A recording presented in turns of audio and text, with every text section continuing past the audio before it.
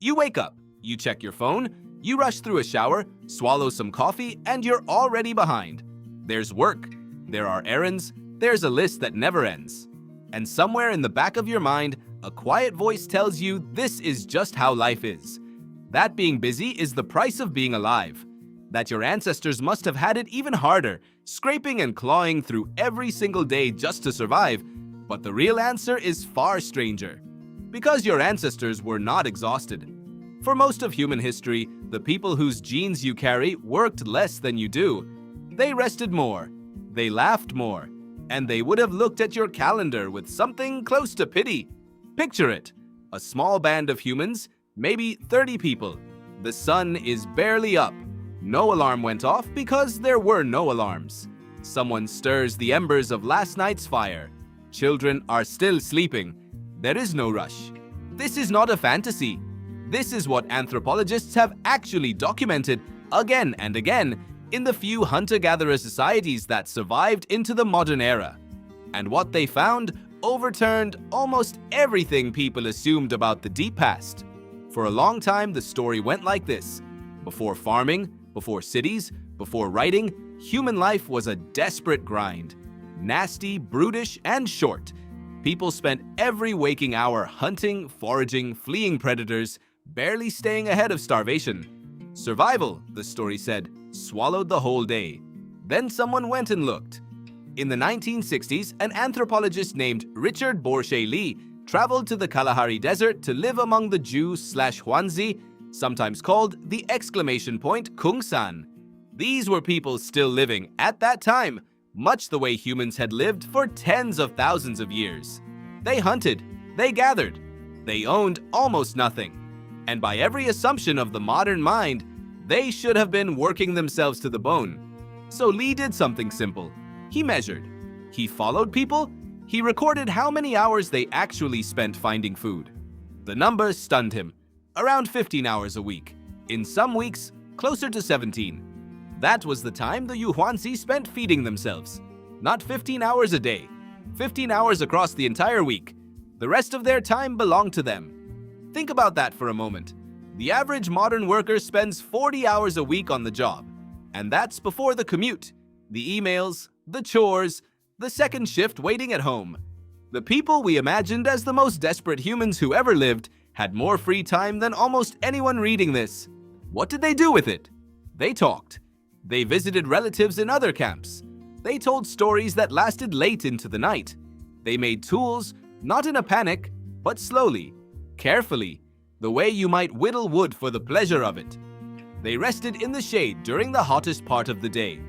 They played with their children. They argued, joked, gossiped, and slept.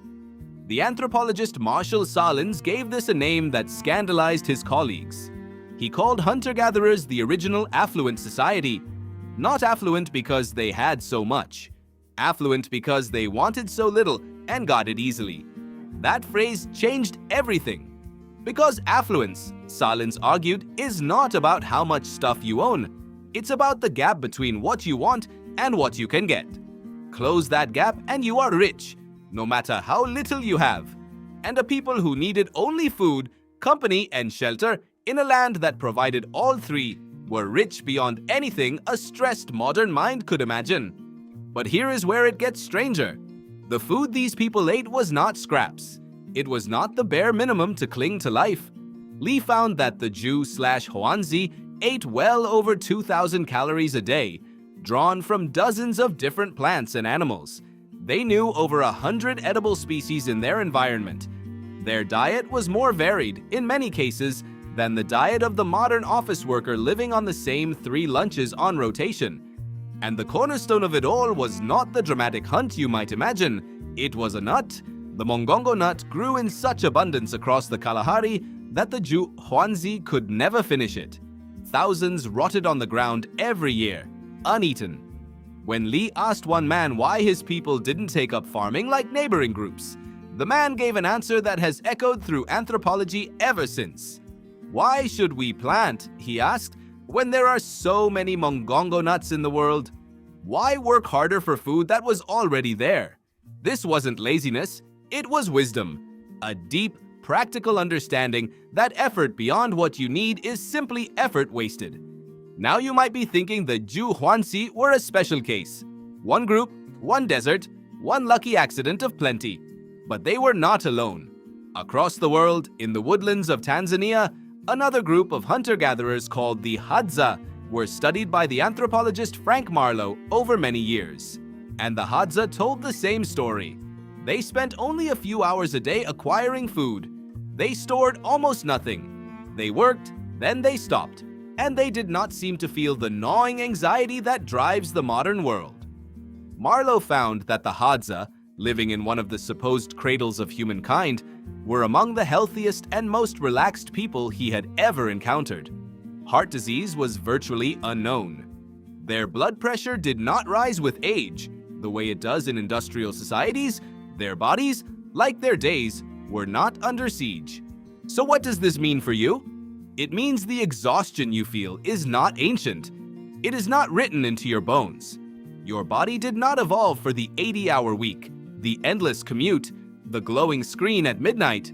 It evolved for something slower, something with long gaps of rest woven through it, something with time. The writer and anthropologist James Sussman, who spent years living among the hoansi, put it plainly: for the vast majority of human history, people simply did not organize their lives around work the way we do. The idea that a human being should labor for most of their waking hours, day after day, year after year, is not natural. It is recent. It arrived with farming, with surplus, with property, with the strange new ability to store wealth and the strange new fear of losing it. Farming, it turns out, did not free humanity. In many ways, it chained it. When humans began to plant crops around 12,000 years ago, something shifted. Suddenly, there were fields to tend, every single day. There were harvests that could fail. There was grain to guard, and seasons to obey, and mouths that multiplied faster than before. The skeletons of early farmers tell the tale. They are shorter than the foragers who came before them. Their teeth are worse. Their bones show the marks of harder, more repetitive labor. The American scientist Jared Diamond once called the move to agriculture the worst mistake in the history of the human race. A provocation, yes, but one rooted in a real and uncomfortable pattern.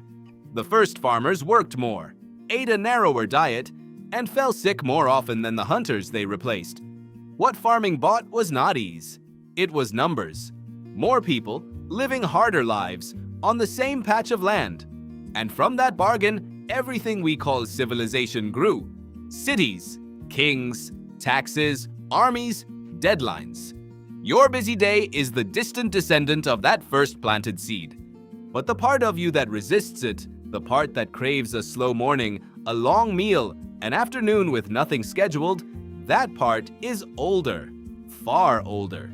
It is the forager still living inside you, the one who knew that the mongongo nuts would always be there, the one who saw no reason to hurry. When you feel guilty for resting, that guilt is not the voice of your ancestors. They rested without shame. The guilt is something newer, something stitched into you by 10,000 years of fields and factories and clocks. So the next time you collapse at the end of an overfull day, and that quiet voice tells you this is simply how life is, remember the Kalahari. Remember the 15-hour week. Remember the man who would not plant because the world was already full. You wake up, you check your phone, you rush. But buried deep beneath all of it is a far older rhythm, one of rest and ease and time, and the oldest part of you has never stopped trying to remember it.